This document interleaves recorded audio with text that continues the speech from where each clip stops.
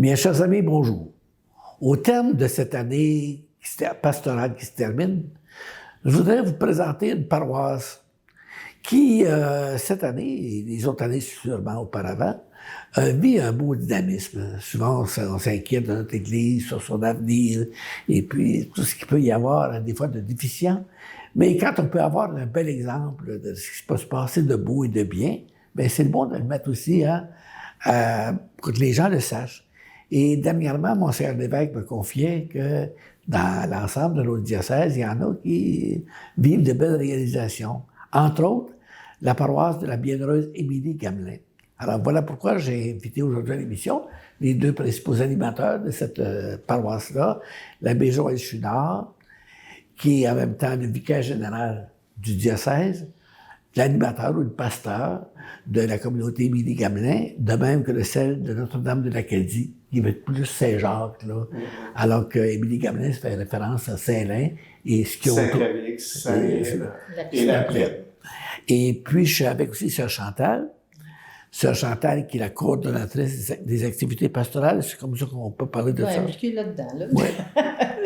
Et puis, Sœur Chantal, qu'on a vue il y a quelques semaines, quelques mois, qui a été déléguée à Rome pour le synode dernier et qui va retourner au mois d'octobre prochain pour ce même synode et qui, je pense, qui est pour une bonne part dans le dynamisme de la paroisse. Alors, si d'abord, chacun vous pourrez intervenir là, à votre niveau, et puis, si on se situe géographiquement, là, quand on parle de la paroisse bienheureuse Émilie Gamelin, on parle de quelle région, là, de quel secteur? Alors, c'est la région de Saint-Lin-Laurentide. C'est la partie sud un peu de notre diocèse, vers Montréal, mais Saint-Lin-Laurentide avec le secteur Saint-Joachim de la Plaine, qui se trouve un des secteurs de la ville de Terrebonne, et plus au nord, Saint-Calixte. C'est vraiment un secteur en plein développement, du sud là, jusqu'au nord, de la Plaine jusqu'à Saint-Calixte.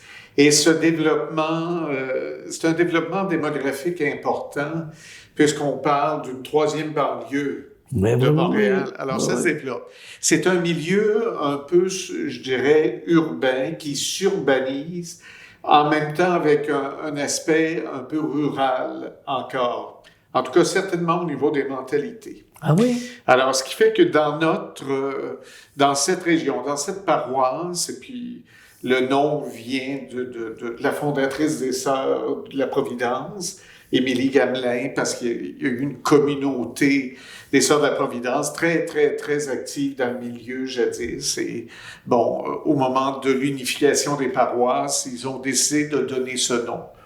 Et je trouve ça très, très bien. C'est une forme de reconnaissance. Alors, cela dit, ce milieu-là qui s'urbanise amène une bonne quantité de personnes.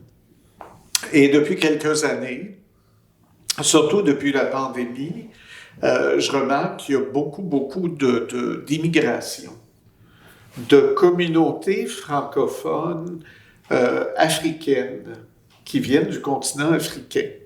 Et pour le dire avec respect, mais avec vraiment une profonde reconnaissance, ça fait une assemblée très colorée. Très, très colorée. Et c'est beau parce que elles apportent ces communautés leur tradition, et comme ces communautés francophones africaines sont très pratiquantes, alors ça amène aussi beaucoup de jeunes, des ados dans le milieu, et comme elles sont très pratiquantes aussi, elles amènent leur famille à l'Église. Alors, c'est ça qui aussi est un bienfait. Et je dirais que tout a commencé, tu parles de renouveau, tu sais, il n'y a pas un milieu paroissial qui est pareil. Hein. Ce qu'on vit chez nous, on essaie de le particulariser, et ce qui se vivra ailleurs, ce sera une autre forme de renouveau, bon. Mais je dirais, tout a commencé, nous, là, dans notre secteur, avec la pandémie. Oui. Tout le monde dit que la pandémie, et c'est vrai, c'était affreux, et c'est sûr qu'il y a eu de grandes conséquences négatives. Mais à long terme, tu sais, avec le recul, on peut dire que chez nous, ça a eu une conséquence positive, c'est que ça nous a obligés de nous rassembler, de nous retrouver, et comme les églises, autant du côté de la Plaine que du côté de Saint-Calix, étaient très petites et même, voire même trop petites, alors on s'est dit, on va se rassembler à l'église Saint-Lay. Et tout ça, ben, ça s'est fait aussi en faisant circuler l'information, la communication, nos préoccupations, celles du curé, celles des paroissiens. C'était pas un accord commun, Non. on le devine. Mais parce que on s'est dit, c'est quoi l'intérêt supérieur? Qu'est-ce qui nous anime, nous, le dimanche, quand on veut se rassembler? C'est Jésus. Alors, qu'est-ce qu'on est prêt à faire? J'allais dire de sacrifice, le mot n'est pas très populaire, mais je veux dire de concession pour penser plus large que simplement mes petits besoins. Et c'est comme ça que peu à peu, l'Assemblée du dimanche a retrouvé d'abord une consistance en termes de quantité, une consistance aussi en termes d'expérience. Peu à peu, on s'est éveillé à l'autre. Hein? C'est la paroisse voisine, on ne se connaît pas, mais voilà qu'on s'accueille. Magnifique! Oui. Alors, on s'accueille. Il y a une dimension d'accueil qui est très, très déterminante pour nous.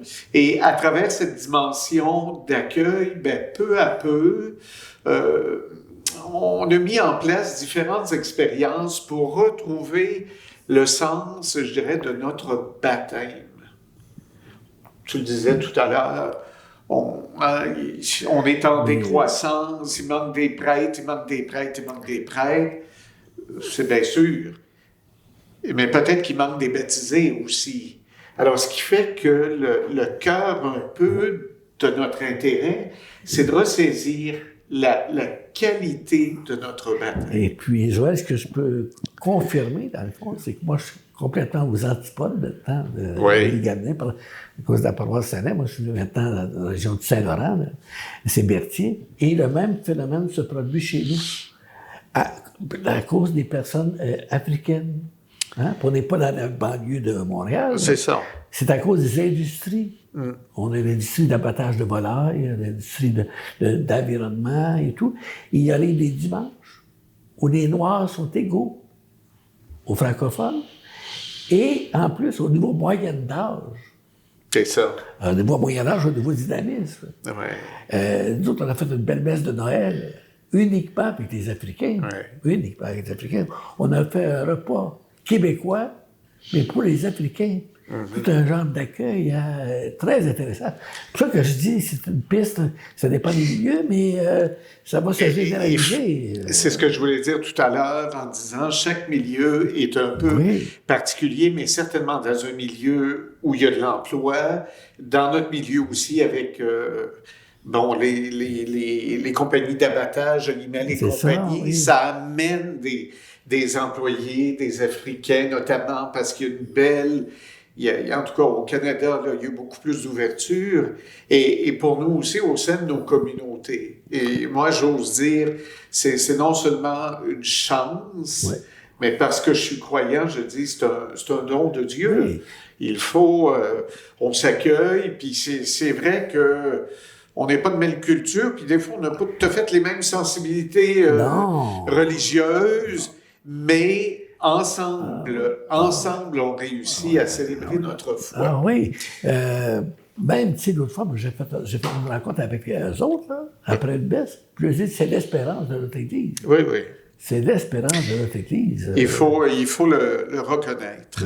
Et puis, tu parlais aussi que tu as une partie de plus conservateur, là, j'imagine que c'est plus la partie serrée entre les cultivateurs, où il y avait des cultivateurs. C'est ça, oui, parce que c'est un milieu qui qui a des très beaux champs, des très grands champs, ce qui limite le développement des villes, parce que c'est des terres agricoles, mais c'est ce que je veux dire. Oui, c'est ça. Un milieu rural, des très beaux champs aussi. Les mentalités sont un petit peu différentes, mais il y a un heureux, je dirais un mélange, chacun demeure ce qu'il est, mais un accueil, une fraternité, ça qui, pour moi, est déterminante dans un renouveau paroissial. Ça, c'est sûr. Bon, au cœur de nos assemblées du dimanche, parce que on célèbre le jour du Seigneur, parce que on prend le temps de fixer son regard sur Jésus, nos célébrations sont beaucoup plus de tonalité catéchétique, j'oserais dire, Claude, moins formel. Mais tu me connais, moi qui est liturgiste.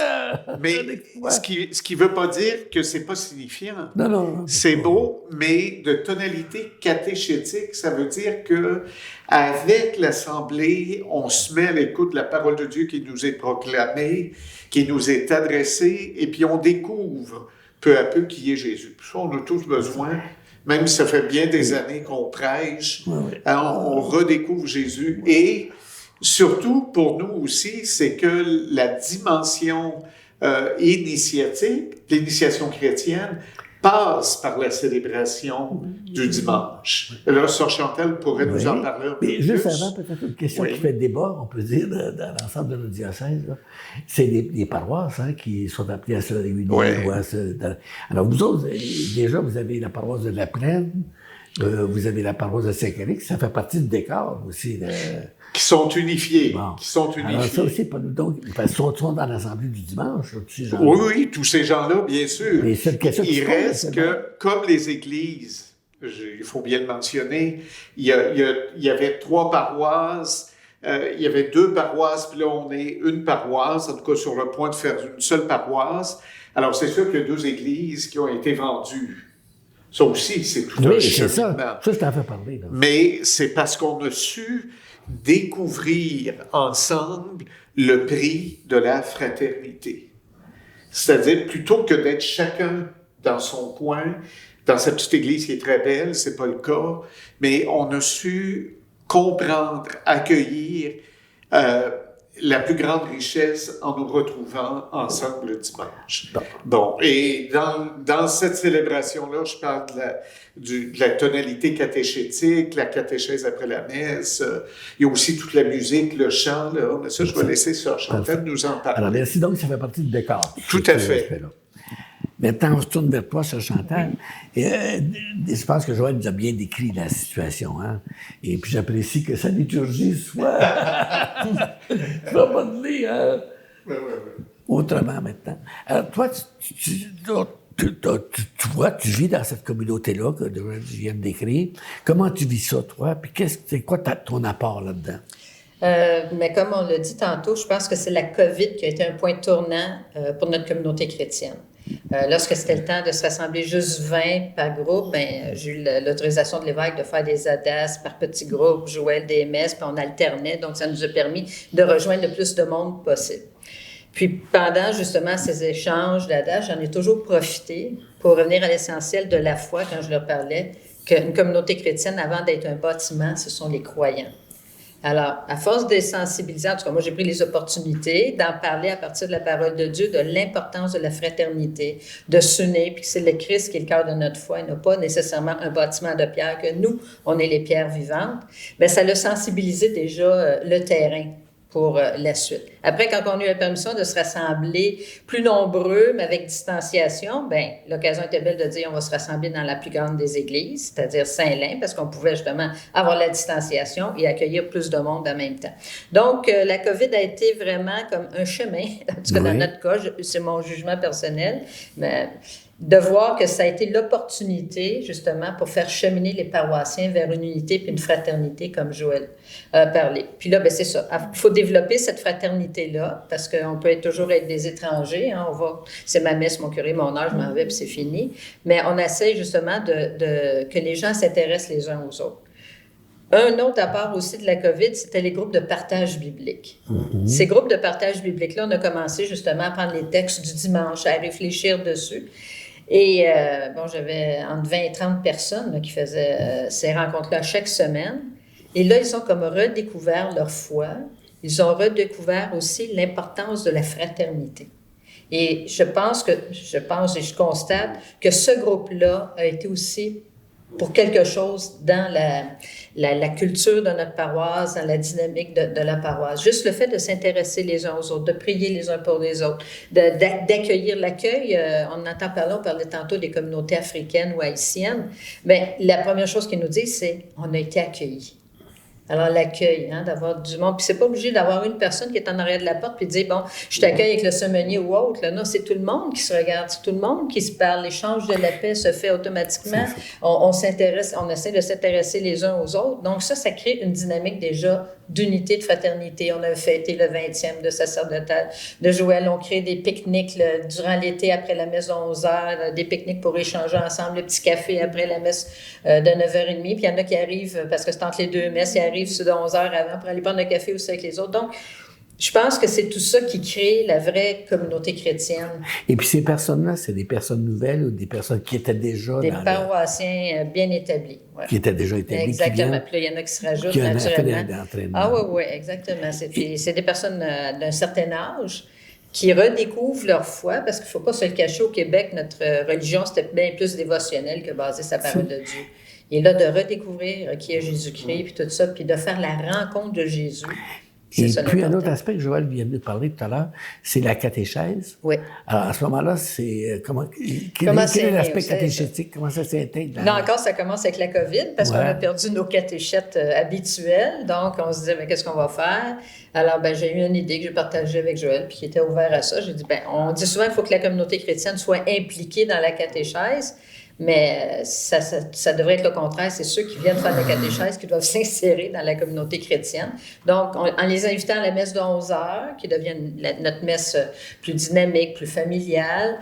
Puis tout de suite après, c'est une demi-heure de catéchèse pour tout le monde, que ce soit de baptême, communion, confirmation ou même juste catéchèse de formation continue de catéchèse. Exactement. Puis ça, c'est basé juste sur l'Évangile du dimanche.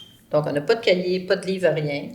Les jeunes vont à leur rythme. C'est animé par toi, ça? Il y a moi, puis là, j'ai des aides catéchètes que je me suis associée, que je suis en train de former, puis tout ça. Parce que des fois, on envoie par groupe d'âge là, dans les coins de l'église pour que ça soit adapté à leur âge. Moi, je prends les parents. Des fois, je prends tout le monde en même temps. Donc, c'est très spontané pour l'instant. On est encore à l'embryon, si on peut dire, l'état embryonnaire de la catéchèse. Et donc, ça aussi, c'est justement pas plus qu'une demi-heure. Puis c'est basé sur l'Évangile du dimanche, donc faire la rencontre du Christ, puis en même temps qu'on fait cheminer les parents, eux autres aussi cheminent avec leurs enfants. Donc, en tout cas, à date, là, c'est assez positif. C'est pas parfait, mais c'est assez positif. Là, pour, il y a une initiation sacramentelle aussi en même temps? Mais avant tout, c'est catéchétique. Oui. Puis quand, c'est sûr, les parents sont toujours... c'est quand combien de rencontres? Ça, ces questions-là, ils sont pas contents parce qu'on leur dit toujours « je le sais pas ». Parce que c'est quand le jeune sera prêt. Et pour justement, quand les jeunes sont prêts, comme là, on a un petit groupe là, qui était prêt pour l'Eucharistie, à ce moment-là, je fais une retraite pastorale un samedi. Alors là, qu'on met plus l'accent sur la préparation sacramentelle. Mais le fait qu'ils viennent le dimanche à la messe, c'est une catéchèse. Ils savent c'est quoi, c'est pas quelque chose de nouveau. Puis quels sont tes critères pour dire qu'ils sont prêts ou pas? Bon, c'est sûr que ça, encore, je suis pas tout seul. Je fais aussi des autres. Mais déjà, d'être présent. Alors, on prend les présences quand même. Donc, si tu vois qu'un jeune, il vient une fois de temps en temps, on attend un petit peu que son cheminement aille. Dans les groupes, il pose-tu des questions? Il s'est-tu intéressé? Parce que souvent, il y en a qui viennent, « j'aimerais ça, les jeux, pas ça à la gaïta, je veux faire ça. » Donc, on voit qu'il y a de l'intérêt. Alors, le critère, c'est pas que tu saches telle et telle chose, mais bien, est-ce qu'il y a un désir qui naît en toi? Est-ce qu'il y a un désir qui naît? Alors, de faire naître le désir. Alors, parce que les personnes, même quand on est 40 ans dans la vie religieuse, après, on a toujours à se rapprocher. On ne peut pas dire « je suis assis sur mon trône, je suis arrivé ». Non, on a toujours à parfaire. Alors, maintenant, je me retourne vers toi, Joël. Oui. Je connais tes talents pour la liturgie, tes goûts, puis tes capacités aussi. Tu as fait même des études spécialisées en liturgie. Et je pense que la liturgie est un aspect très important. On a parlé du contenu, du sens de la liturgie avec ça, Chantal. Mais dans l'animation de la liturgie, tu es le célébrant de ça. Tu avais tes habitudes ou tes critères. Est-ce que ça continue? Comment ça se vit, là? Ben, je te dirais, Claude, en toute franchise, que ça me transforme aussi personnellement. Tu sais, quand tu es prêtre, curé de paroisse, tu présides les assemblées dominicales, alors il y a une certaine formalité, ce qui n'est pas forcément négatif, mais une certaine formalité. Mais là, dans la perspective de l'après-COVID, avec ce qu'on vient de partager, tu sais, on voit bien qu'il y a des choses qui peuvent plus être faites de la même façon. Je peux pas intervenir de la même façon. Je peux pas dire les choses de la même façon. Alors, c'est ça la tonalité catéchétique. Et dans la liturgie, donc, on s'adapte. Notamment, je pense que le grand... Je ne sais pas si je peux appeler ça un tournant, mais ce qui a été très caractéristique, là, c'est au niveau de la musique et des chants. Oui, c'est ça. Nous, on a 2 célébrations dans notre paroisse, dans l'église Saint-Lin. Puis, je ne veux pas comparer les 2 célébrations parce que chacune répond à des besoins. À des besoins, à des appels, à des goûts. Oui, Mais bon... Celle de 9h30, on a une très belle chorale, petite chorale très modeste, mais avec une directrice très qui fait participer, de Saint-Calixte. Et puis, voilà. Mais il y a des gens qui sont dans les groupes de partage. Là. Tu vois comment le partage biblique a éveillé ces gens-là à une autre, à une autre mission, ou à une prise de conscience du service qu'ils rendent à la communauté. Pas toute l'Assemblée qui chante, mais ceux qui chantent, en tout cas, ça chante pas mal plus que ça chantait. Et à 11h, avec la suggestion de Sœur Chantal, on s'est ouvert vers une musicalité liturgique un peu différente, on va dire plus rythmée, plus axée sur la louange, sur des expressions, surtout au niveau des textes. Il y a des très beaux textes contemporains, de groupes contemporains, surtout français. Je pense à Glorious, Emmanuel, Le Chemin Neuf. Ils ont fait plein de belles choses. Alors, évidemment, la dynamique, mais j'allais dire, la technique d'aujourd'hui permet qu'avec le téléphone cellulaire, on se fait des listes de chants, et puis ça anime notre célébration. Et c'est ça qui est dynamique, parce que les gens, que ce soit les jeunes, je vois même des gens de 80 ans, chanter, en tout cas faire l'effort de chanter, frapper des mains. Par certaines occasions dans la célébration, ça se prête. Et puis, moi, ça m'aide même avec certains textes de chants, comment je dirais, ça m'aide dans ma catéchèse, dans mon homélie, qui est plus de l'ordre catéchétique, mais ça m'aide aussi. Parce qu'il y a une dynamique qui est rendue à travers les chants. Bon, puis je n'ai pas besoin d'expliquer longuement à tous et chacun que, par exemple, nos amis africains, ils sont bien différents des Québécois qui sont assis un peu sans bouger. Eux autres, il faut que ça bouge. Tu sais, puis avec les mains, on frappe des mains, on se balance un peu. Tu sais, c'est pas révolutionnaire, mais en même temps, ça crée une dynamique. Et chacun est respecté. Moi, c'est ça qui me bouleverse, là. Mais tant mieux, je suis vraiment content. Qu'on voit nos amis africains là, se balader et frapper des mains, ou même des Québécois. D'autres préfèrent ne pas le faire, et c'est très bien, on accueille ça. Et puis, on s'accueille dans les différences, parce que c'est sûr qu'il y en a, même au niveau québécois, j'ose le dire avec le plus profond des respects, des pratiques chez des Québécois plus conservatrices, on va dire ça comme ça, réservées, sur des manières de communier au pain eucharistique. Donc, on se respecte, on s'accueille, pour que notre célébration ne devienne pas une occasion de constipation, mais une occasion de louer, de rendre grâce au Seigneur. Alors, c'est l'expérience qu'on vit en toute simplicité. Tu sais pas comme tu me vois heureuse, de t'attendre.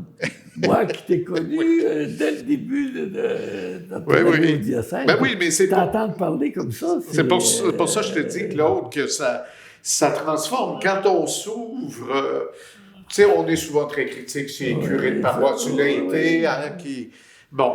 Mais au-delà de la formalité, il y a une interpellation qu'on accueille ensemble, toute l'Assemblée. Et c'est ça, moi, qui me ressource. Non, mais félicitations. Voilà. Merci, Claude. Attends, je tourne vers ça, Chantal, pour les derniers mots de l'émission. Hein. Toi, comment tu vis ça aussi? T'es pas une partie de l'animation, hein? Bien, moi, je me laisse guider par l'Esprit Saint. Alors, l'Esprit Saint, je pense qu'il nous montre aussi, il me donne les occasions. Je donnais l'opportunité de la COVID. On pouvait bien s'acharner dessus puis chialer après, mais d'un autre côté, il y avait aussi des voies d'espérance, une lumière au bout du tunnel. Et à toutes les occasions, les portes qui s'ouvrent, pour moi, c'est un signe de l'Esprit Saint. Alors, tant que l'Esprit va faire signe de continuer dans cette voie-là, on va continuer. Puis s'il ouvre d'autres portes, bien, on va prendre les autres portes aussi. Alors, merci beaucoup, Sœur Chantal. Merci, Joël. Hein? Ça fait plaisir. Et puis, je pense qu'on a parlé de l'émission. Hein? On a parlé de l'Église, dans l'Église. Mais ça ne serait pas complet si on ne sortait pas de l'Église aussi pour voir qu'est-ce qui se passe, pour être complet dans notre pastoral. Hein? Alors, bien chers amis, je remercie beaucoup Joël. Hein? Je suis content de voir ça, là, puis dans ton sourire, je vois le dynamisme. Merci, Chantal, aussi, pour nous avoir informés de ce qui se fait de beau et de bon chez nous. Et tant mieux, on va continuer la semaine prochaine. Puis on va essayer de continuer dans cette même lignée, hein, de montrer comment il y a du dynamisme. Et on va le faire la semaine prochaine avec un beau pèlerinage à Québec. Et on verra comment, au tout début, là, avec Monsieur de Laval, Marie de l'Incarnation, Catherine de Saint-Augustin, comment ces gens-là ont inspiré à qu'aujourd'hui, on renouvelle notre foi. Alors, je vous dis à bientôt.